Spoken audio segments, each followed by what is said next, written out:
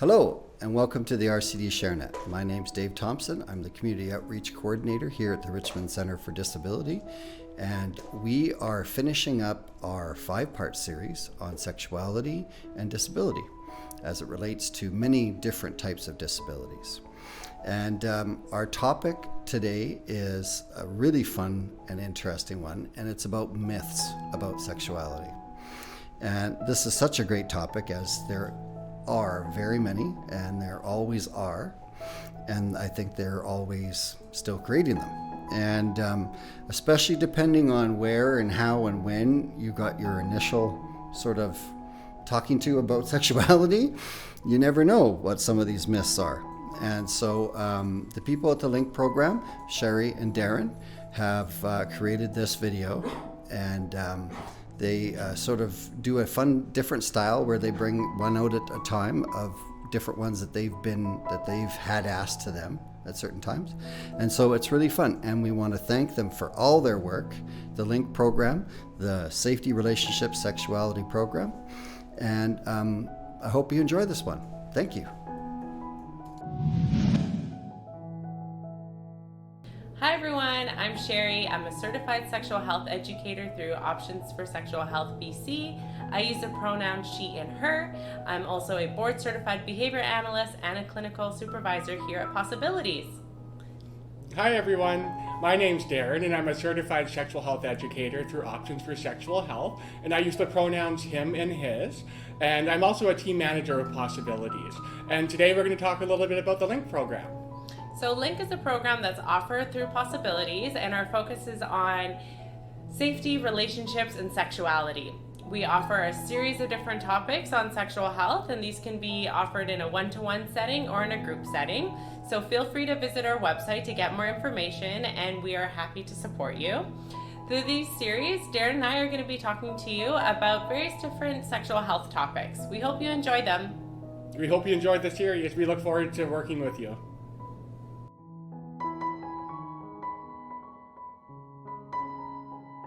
Hi everyone, welcome to Sexual Health Talks with Sherry and Darren. Today we're going to be talking about myths around sexuality. Yeah, and I think sexuality often gets misconstrued with sex. So, we'll hear that often, that, sexuality is just teaching about sex, the act of sex. But really, in our Link program, we do have quite a large curriculum, and sex is just one piece of it. So, it's really about how people identify. It's about safety is a really important thing, but it's also about making decisions and being an advocate for ourselves. Yeah, and before we get into myths, why is talking about sexuality so important? It's a right that we all have. It's our human right. So every Canadian person has a right to their sexuality. If people are going to school, every single student has a right to learn about sexuality and how it relates to them. Yeah, and I think it's really important that we have those conversations around sexuality. Like you said, to keep ourselves safe. It's our right. It can help us live more fulfilling lives, right? So there's lots of benefits talking about sexuality, and it's not just about sex, right? Definitely growing up, I heard that sexuality is only about sex, but it's actually so much more. You and I have taught so many classes together, and we always get a lot of great anonymous questions. We have people, even in class, ask us these questions about things that they've heard when they were growing up. So what I've done is put some of those comments onto paper, and I thought it'd be fun if we read them and then we answer them. Yeah. All right, so how about I start us off first? So I'm just gonna pick one. So kissing can get a person pregnant. I heard this one quite a few times with the folks that we've supported, and the short answer is no, right? So kissing, swapping saliva is not going to get a person pregnant. Pregnancy actually occurs when the sperm meets the egg, right? So the egg is released out of the ovaries through the fallopian tube. So somebody with a uterus would have eggs in their ovaries, and somebody with a penis would have sperm. And so those two have to meet, and there's different ways that they would meet. So they would meet through vaginal sex without a condom and without being on birth control. And some people also will have the sperm and egg meet through the support of a doctor, right? But kissing alone is not going to get somebody pregnant. Already, the question I have, it says porn is bad. So I think, pornography, definitely, there is a place for pornography. There is the sides to it, of course, that can be unsafe. When we're talking about whether it's child pornography or it's not always really an accurate depiction of pornography, but for the most part, many people choose to watch porn. It's a tool for masturbation, for relationships. So it's not inherently bad, but it just, as we have mentioned before, should be done in a private place. So that would be someone's bedroom with the curtains closed, the door closed, headphones in is always a good idea if you live with people. It can be a really positive tool, but it, with everything, there's pros and cons to everything. Yeah, and I think just the important thing to remember is, like you said, that doesn't depict what sexual experiences and sexual activity looks like for everybody. So people only have sex to make babies. Growing up, that was the messaging in my sexual health classes. And again, that's not true, right? So, if everybody had sex only to make babies, I think we would have a lot more people in this world. We sure would. Right? Yes. Like, that would be crazy. But actually, people really have sex for pleasure, for connection. Sex is something that if somebody chooses to engage in sexual activity, it can feel very pleasurable. And that's the reason why most people engage in sex. Of course, there should be consent with that too, right? And down the chain, the purpose of having a child might be one of their later reasons of why they want to have sex. But instantly, that's not the first thing that comes to people's mind when they want to have sex. For sure. You can get an STI from a toilet seat. And that is something that I definitely heard, growing up from different people or friends or whoever. And that's absolutely not true. So STIs are spread through human contact. So that would be through bodily fluids or skin-to-skin contact. But it wouldn't be from a toilet seat. Yeah. And often I think that happens through sexual activity, right? Because we talked about skin-to-skin contact, but holding someone's hand is not going to get them an STI, right? For sure. It would be sexual contact. Yeah, perfect. And, ways to be prepared around that is to get tested, right? So one of our other videos, if you haven't watched it yet, we do talk about safer sex and we talk about testing and ways to avoid sexually transmitted infections, but they're also not a big deal, right?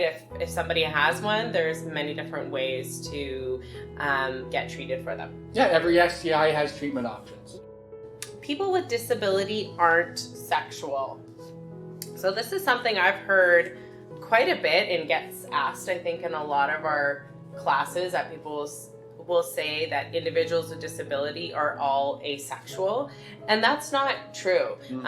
Disability or no disability, there are many people in this world who may identify as asexual, and again, people with disability or without a disability, there's many that choose to be sexual. So there's just because somebody has a disability, or maybe they got into a really bad accident and they have a spinal injury, they are still able to have fulfilling sexual lives, right? It may just look like having some additional aids or adaptations, but regardless of any disability, people are not deemed as asexual or not sexual beings. Yeah, and sex is a personal decision. I think everyone definitely should have education around sex and sexuality in case that's something they choose to do, but it definitely, not everyone has sex, and that's amazing too. Condoms are no fun, they aren't sexy. So, that definitely is not true. I think that with condoms, it's a trial and error thing. for people, first of all, anyone can buy condoms. So there is not one person's responsibility. You can buy them, whether it be at a pharmacy, you can buy them even at grocery stores. They're pretty widely available now. And also, of course, a local sex clinic that you would have condoms as well. So there's different places that you can get them. But definitely for people, some people might want to try what the best one for them would be solo. So if they're masturbating, try different condoms that way to find out what works best for them. But different partners might like different condoms. And I think it's trial and error, but definitely, having conversations about that with your partner can be very sexy. Condoms are also really important, right? Because they can protect us against sexually transmitted infections, unwanted pregnancies, right? So there's a lot of fun and sexiness behind condoms, and it also keeps us safe. All right, the sooner you learn about sex, the sooner you will start having sex. And this, I think, ties into the fact why a lot of people were not receiving sexual health education at a appropriate age, right? Or families maybe avoided talking about sex because they thought, oh, if I tell you about sex, now you're going to start going out and having sex. But reality is, and what research shows us, is that when people have the knowledge and are equipped with the knowledge, they'll make decisions based on readiness. So if someone learned about sex and they decided to have sex, it's because they're ready, right? But if somebody doesn't know about sex, has no education, and they go out and start having it, they're having that because they're curious and trying to learn about it through experiences that they're creating for themselves. So it definitely doesn't mean that we're going to start having sex or doing all these things because we know this information. It really just means that we're equipped to make the decisions when we are ready to. Everyone needs to be in a relationship. So, often in society we hear that where people may not want to be single, or they may, really, really want to be in a relationship. But I think that's a personal decision. So there's many people out there that would like to be in relationships, and relationship looks so different. Some people, they love to have many friends relationships, and that's perfectly great for them. Other people want to have romantic relationships. Yeah. So it's really a personal decision, but definitely everyone does not have to be in a relationship. Some people may choose to not be in a relationship and they're happy being single, and that's amazing too. Everybody has the same opportunity whether they want to be in a relationship or not, right? So if you're not in a relationship, you can still have fun. You can still casually date around or hold someone's hands or kiss with them, right? So I think that's also often missed or clumped in, that we have to be in a relationship to do all these other things. And we don't. Sexual health education is only about sex. Well, that's not true, because sexual health education is so much more than talking about sex or reproduction, right? Sexual health education is about talking about pleasure. It's learning about sexual identity. It's learning about gender. It's learning about ourselves and just being really comfortable with who we are and what all sexual health encompasses, right? There's actually 5 components to sexual health, and only sex or reproduction is really only one component of sexual health. Masturbation will make you go blind. I think that's definitely a myth, and there's many different myths about masturbation out there, whether it makes someone go blind or it's bad for you. I'm definitely here to tell you that masturbation is a completely healthy thing that many people choose to do.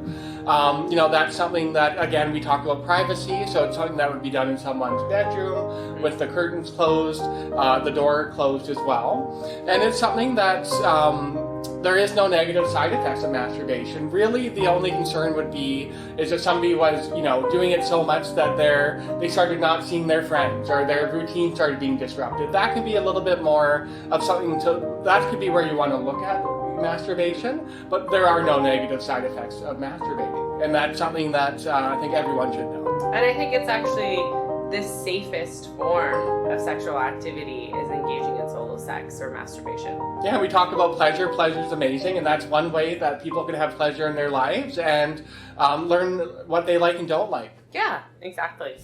So only through vaginal sex do people lose their virginity. So some of us might have heard the term virgin, might have heard us say like we have to stay a virgin, or that person's not good because they're not a virgin, right? And the idea of virginity is actually a social construct that's been created. And the reason why people have created that is because when we're born, somebody with a uterus, when they're born, they will have a hymen, and sometimes that's intact and sometimes that's not intact. So people have associated that if somebody doesn't bleed in their first sexual intercourse, that means they're not a virgin. But reality is that some people's hymen is not intact. It wasn't intact when they were born or through certain activities, right? And if people bleed during sex, it might be mostly due to discomfort, right? But actually what we prefer to use is the term sexual debut instead of virginity. Because what that does is that empowers people to choose what their sexual debut is and at the age they want it to be, whether it's around a sexual activity or it's just around kissing, right? But they are empowered to choose their own sexual debut. If someone said yes to something, I don't need their consent next time. And that's really important. You know, when we talked about consent in our video series, we talked about consent not being a one-time thing. So if somebody one time says that they would like to hug or kiss somebody, that doesn't mean that forever that they want to do that with somebody. It still is something that people need to check in and ask about. So we should never assume that someone's consenting. It should be checking in and looking at someone's body language, what they're saying. Definitely is really important. But if somebody consents to something one time, it doesn't mean they consent to it the next time. Yeah.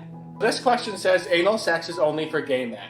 So anal sex is something that, again, we talk a lot about society, but society historically has said that either gay men all have anal sex or it's only for gay men, but that's not necessarily true. When we talk about men who have sex with men, that definitely many men who have sex with men choose not to have anal sex. Mm-hmm. Many people that are in other types of relationships like to have anal sex as well. So it definitely isn't only for men who like to have sex with men. It's something that many people choose to do.